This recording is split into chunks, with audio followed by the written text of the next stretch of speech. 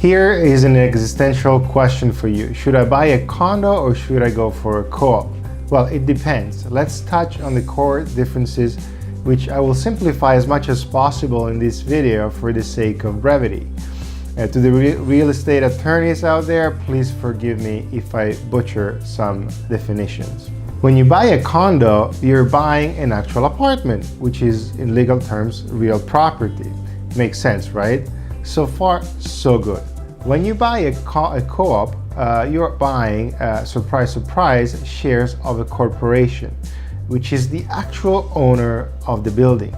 The shares you get are associated with that specific apartment you're buying, of course. You can live and use the apartment in the way the corporation specifies, but you also partially maintain the status of tenant because it's a corporation that owns the building and therefore your apartment, not you directly.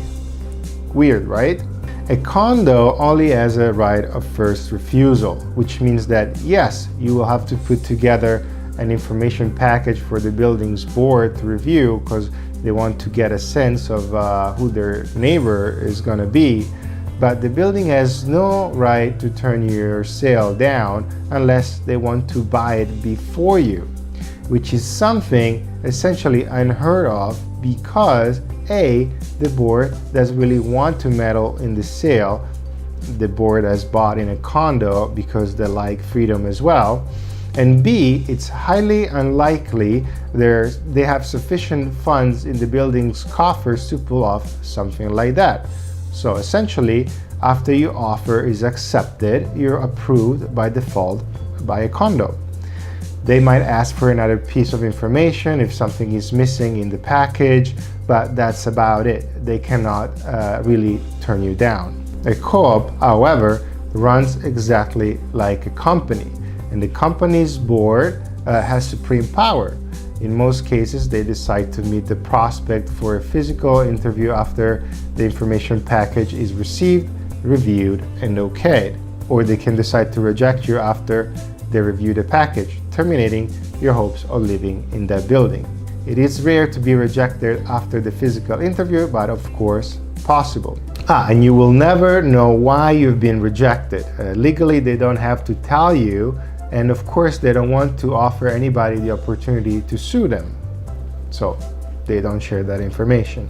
I hope I have not scared you too much by now. The truth is that most co-ops are actually run by normal and reasonable human beings that are mainly concerned with checking out your financials, making sure you can afford the place. So you have enough money for a down payment, you have a good salary, enough savings, and a good credit score, you should be fine. On freedom, in most co-ops there are limitations on how and when you can sublease your apartment. A common rule can be, for example, you can rent your apartment 3 out of 5 years cycle, to which you will ask, what am I supposed to do for the other 2 years? Moving back into the apartment? Well, yes, or keep it vacant. You know, it sounds crazy. If you're not used to it, certainly makes most co-ops not investor friendly, with only few exceptions. While in a condo, you're your own lord and master. You will have almost no limitation on rentals. Investors, you're welcome here. You'll be allowed to rent your apartment year by year. Note that short-term rentals, the ones under 1 month, are not legal in the state of New York without hotel license. Most condos ask that your tenant stays 12 months at least. Keep in mind there is a third category called condos, which is a hybrid form of ownership that blends both co-op and condo features.